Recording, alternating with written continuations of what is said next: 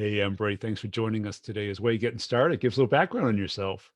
Thank you, Brian. Great. Again, my name is Embry Davis. I am a senior business development manager here at Procurement IQ. I'm currently in Houston, Texas. I've been here for about 2 years. I report out of Procurement IQ's Los Angeles office. We're a division of IBIS World. We provide market research, and we provide market research specifically for procurement professionals. So I sell directly to procurement departments, to professional buyers. Oh, they must be just a joy to work with, aren't they? Well, we like to use the analogy here. If you can make it here, you can make it anywhere. So, it's a challenging, selling process and a challenging engagement, selling to people and engaging with people who are actually trained to get the best deal, trained to, tear up the deal to get the best price. But, that challenge is exactly what keeps me here and keeps me going every day. Yeah. Did being a school teacher help you adapt to this? Oh man. So yeah, let's actually take a step back, as far as kind of my journey, and who I am. So a little bit about my story. I started off having, several sales jobs, and I'd say outside of the corporate world and the B2B side, starting off, in the retail space. And, one of my very first jobs, even at 14, 15 years old, which was one of my actual favorite jobs, was working at McDonald's and just like literally just talking to people and just meeting new and random, faces and making that job just, fun, being on the intercom. And I from that point, I realized whatever it is I do later on in life, I need to do something where I'm meeting just new people and engaging in new people. So from there, a little bit about my story after college, and during college, worked some retail jobs, worked for Macy's selling, high class, and high end luggage. To after that, directly after college, just figuring out, like many people, what's next? What am I going to do? Where do I go from here? And a part of that journey, I don't think I majored in public relations in college, and I had a dream of probably working, at an agency, at a PR firm, PR agency. And from there, I'll say from there, after college, I started just applying everywhere, strictly, within, agencies. And then I'm saying, hey, I need to make some money. I need to get a job. I need to find something. So I ended up somehow, I have no clue how this happened, applying for a job at DC public schools. I didn't study education. I didn't do anything, but I just said, I need to put some money in my pocket. So from DC public schools, I ended up applying for a substitute teacher position. And, if you know anything just about the school system, there's not a lot of male teachers there. There's not a lot of It's men true. in Yeah. that space. So I got the job, went through, background checks and, that whole process, at the time, getting my shots because I'm, working around kids. And I, went in for a day as a substitute teacher. The principal loved me. And he said, we got to have you back. Can you come back tomorrow? I'm like, okay, sure. You're going to pay me again tomorrow, the same rate, right? Came back tomorrow. They said, hey, we're getting a lot of good feedback on you. We actually just had a teacher quit. Can you take over this class? Can you take over this 8th grade math class? And next thing you know, I'm, started off as a substitute teacher to taking over an 8th grade math class, and time flies. I love engaging with people. I love engaging with students, but I thought to myself, I said, how did I end up here? Here. Yeah. Well, that's it. Because a lot of people, I mean, that's teaching's one of those things. It's kind of a calling. Yeah. It's not really an accidental Hmm. profession, but it was for you, I guess. You wanted to do substitute as kind of part-time. Yeah, well, it was at the time it was more so, what I need to do something that's going to put some money in my pocket. Yeah. I'm out of school right now. Got bills. Fresh college graduate. I got to pay the bills. So it went to, what's going to put money in my pocket. So I think from there, I slowly transitioned into getting into sales, so I said, all right, this isn't, what the plan was. So what's next? So that summer, I'm applying to different internships. I'm applying to, just different jobs, trying to move into the corporate world. But keeping my mind open to many things. So I ended up working on a political campaign. And this is something that opened the door for me to get into sales. And working on this political campaign, one of my core duties was canvassing and Yeah. cold calling. Oh, beautiful. The first time I got The introduced to cold, glamour.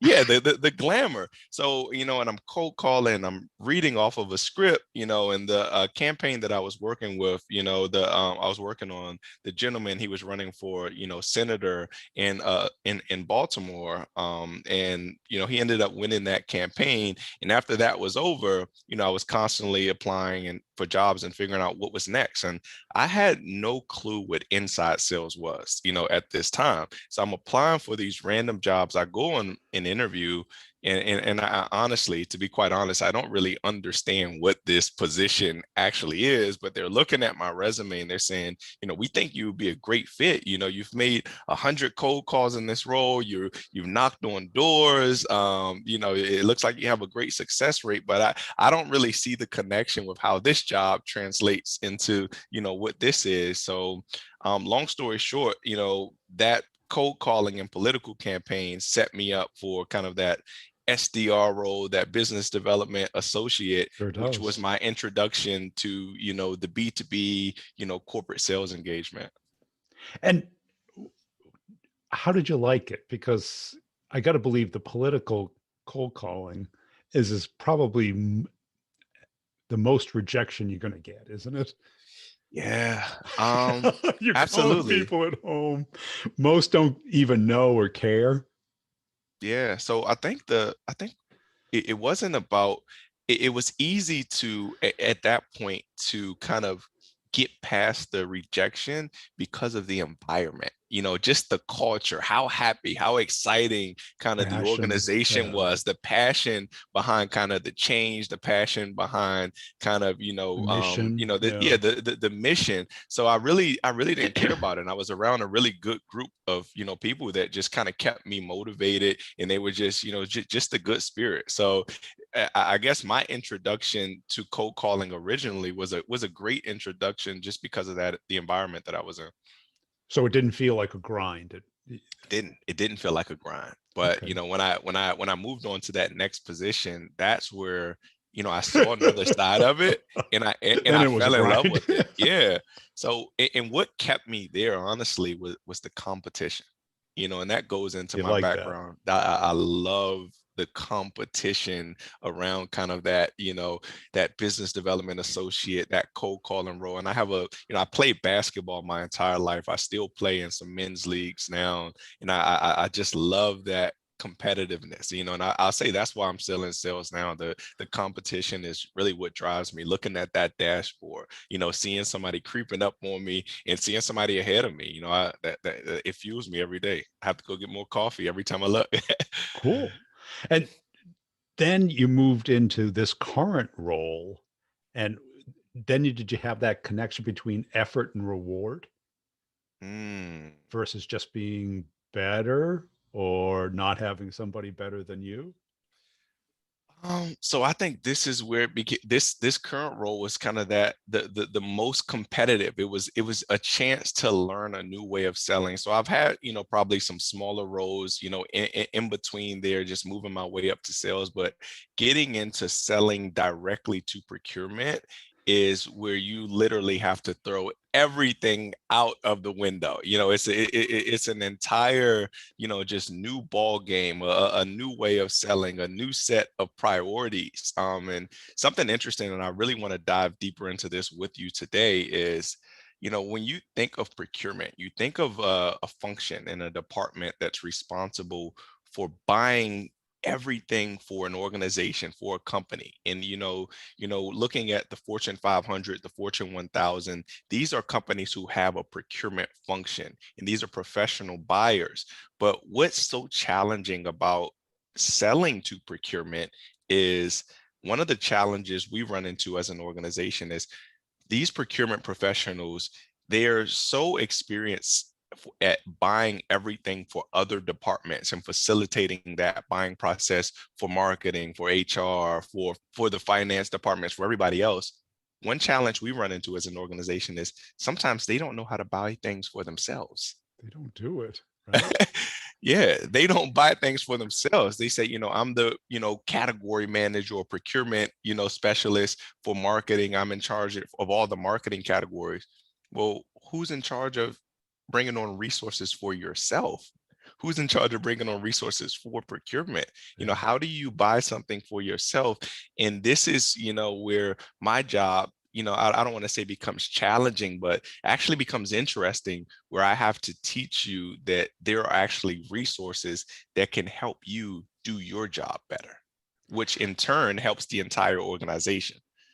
So who within procurement do you target? Is it the leader, I assume, or Very interesting. That's a great question. So typically, I try to stay the best person for me to target is really right at the middle, the in between of kind of that bottom level buyer and end user. But I'll say the straight answer is a director of procurement, yeah. someone who is managing, just, buyers or category managers, and the ideal fit of an organization is a company that has a chief procurement officer, where they have someone at the executive level that's setting executive strategies for how we go about purchasing and buying as an organization. But I wouldn't necessarily engage them directly, because they almost aren't as focused on the day-to-day and the technical aspects that will help, the end users do their job better. And I take it you don't get any inbound. Is that true? Oh, I wish. Zero. I'll say Zero inbound. Z. I looked at, one of your videos. One of my favorite lines from one of your videos is where you talk about, the webinars and those Gmail emails that comes in, the Yahoo emails. That's what an inbound, Is to looks you. like, to me. So everything, and a little bit more about my role, I am responsible for the end-to-end sales process, from prospecting to identifying accounts to scheduling my own meetings. I don't have an SDR, I don't have a marketing team feeding me leads. So from scheduling that initial meeting to even finding someone to actually schedule, all the way up to the terms and conditions, I'm throughout the Full entire life process, cycle. full life cycle. Yeah. Yeah. And you've been there a while, so you must be a good match for it. Oh, absolutely, absolutely. So I'd say I'm one of the more tenured folks at my Is organization. that how you characterize it? That's how I characterize it. So just a little bit about Procurement IQ. We're a division of IBIS World. They've been providing market research for over 50 years.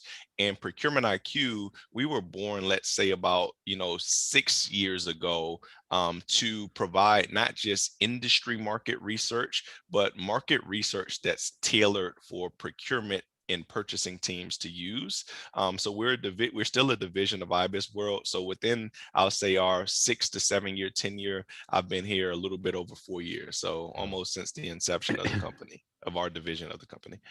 And what's the hardest part? Is it just getting that initial attention and interest, or Yes, but to be deeper, to take that a little bit deeper, the hardest part of my role is identifying a champion. yeah, But what does a champion look like in terms of the vertical that I sell to? A champion is someone who is innovative and is open to pointing out problems and challenges within the organization. So and that's why that person is not always just recognized based on their title, no based on if they're a VP, based on if they're personality? it's that personality type. Have you ever made a recommendation to change the way that you're doing something? And sometimes you can see that in a LinkedIn, in a LinkedIn description, but sometimes you can, see that, you don't see that until you just get on the phone with them and talk about, transformation. That's a key word that I look for. Are you someone who has transformed a department, transformed an organization? That change agent is what I Yeah. look for. Yeah. Yeah. Because without that, you probably don't have a deal. Is that true? Yeah, for the most part, I'll say like 70% of the time, without that key person or without people who are willing to challenge the status quo. Yeah. Yeah. And how long does it take you to sense that? Whew. Mm. Have you gotten that down to a science, or It's different every time, to be is it? honest. So one thing about procurement, and when I say people change agents, people are willing to challenge the status quo. Procurement functions and procurement professionals. What I notice, especially looking at the Fortune 1000 space, people who are passionate about that function and that role, there's a lot of, it's almost like a revolving door. You see people that move from one organization to the next, and a lot of the times those are kind of the people that you want to look for. People Yes. who have exposure to organizations operating differently, a different way of doing things, that came from one way and says, hey, I've seen something different versus I've been in this role for 20 years. This is how we've been doing it. I don't see a problem with changing anything else. Well, that's it, because you got to think like who gets attracted to procurement. I don't think Mm, it's a college degree. It's kind of something that, people probably started in accounting and they say, "Hey, you want to do procurement?" absolutely. Okay. Absolutely. And I think we've done some research. There's actually, you have procurement and supply chain, they go hand in hand, but there are only a handful of universities, I think maybe even less than 10, that offer advanced degrees in something like procurement or supply chain. And it may be even less than 5. I know Michigan State is one of them, University of Houston is another, but there's not many even, advanced degrees that you can get in this function. And how many deals do you need to make your personal goal?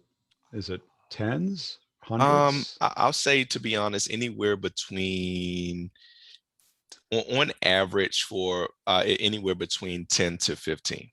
Okay. So it's We have highly focused then. yeah, highly focused. I say we have, some folks on the sales team and business development team who, their entire pipeline is larger deals, where that's going to be, 2 to 3 deals. But I'll say for the majority of my organization, it's going to take, anywhere between, 10 to 15 deals to hit that, annual target. And I bet you've learned a lot in the last 4 years. Absolutely, absolutely. Keep them coming in.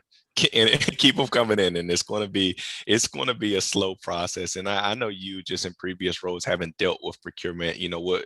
You understand that they typically slow the sale down. That And if that's they, well, right, because they don't their reward is typically, having it done properly, hmm not fast. hmm and just like, I know there's a lot of other salespeople, looking at this, just from your audience, just to give other folks insight on procurement and their role. And one of the reasons why they slow the sale down is because when any department comes to procurement, or when they come to procurement to make this purchase, to push things through, they're not looking at just buying a solution for you.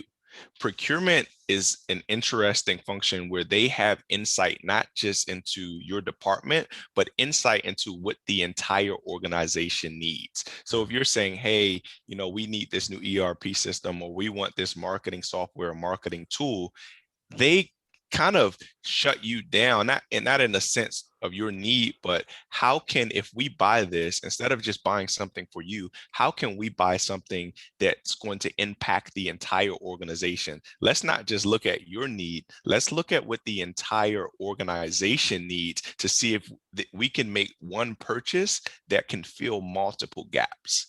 Versus, if for someone just selling to a VP of marketing, that VP of marketing is just thinking about how this solution can help his department. And there may be a great business case that you've helped build, but until what will help another salesperson is looking past that department. How can this help marketing? How can this help sales? How can this help HR? And when that gets to procurement, they have that full vision of, okay, now I see the greater impact of this.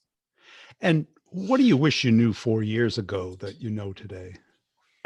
Main thing that I wish I knew 4 years ago that I know today is I identify that change agent. Yeah. Identify someone that has the vision. That said that challenges that status quo. And I have to say that's where do you see one question that I would ask is where do you see your department in 4 years? Where do you see your organization going in the next 2-3 years? And if some people says, and some people, they don't have an answer because they don't care. They I don't like I care. like the way that things are going.